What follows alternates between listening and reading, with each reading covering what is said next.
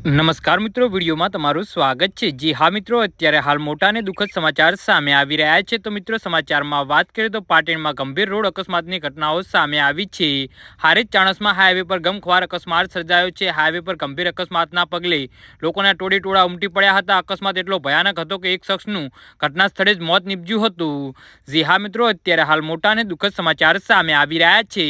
અકસ્માતના પગલે સ્થાનિકોની ભીડ હાઈવે પર ભેગી થઈ ગઈ હતી। એક જાગૃત સ્થાનિકે આ ઘટનાની પોલીસને જાણ કરી હતી। પોલીસે પોતાની ટીમ સાથે ઘટના સ્થળ પર પહોંચી સમગ્ર મામલે તપાસ હાથ ધરી છે। રાજ્યમાં દિન પ્રતિદિન અકસ્માતની ઘટનાઓમાં વધારો થઈ રહ્યો છે। હાલમાં વધુ એક ગંભીર અકસ્માત સર્જાયાની ઘટના સમાચાર સામે આવ્યા છે, જેમાં એક શખ્સનું ગંભીર ઇજાના પગલે ઘટના સ્થળ પર જ મોત નીપજ્યું હતું। અકસ્માતની આ ઘટના પાટણ જિલ્લામાં બની છે। જી હા મિત્રો, જ્યાં હારીજ ચાણસ્મા હાઈવે પર એસટી બસ અને બાઇક વચ્ચે ભયાનક અથડામણ થઈ હતી। આ અકસ્માત એટલો ગંભીર હતો કે બાઇકનો કૂચડો બોલી ગયો હતો। હારીજના દાતરવાડા પાસે આ અકસ્માતની ઘટનાના પગલે સ્થાનિક લોકોની ભીડ ભેગી થઈ ગઈ હતી।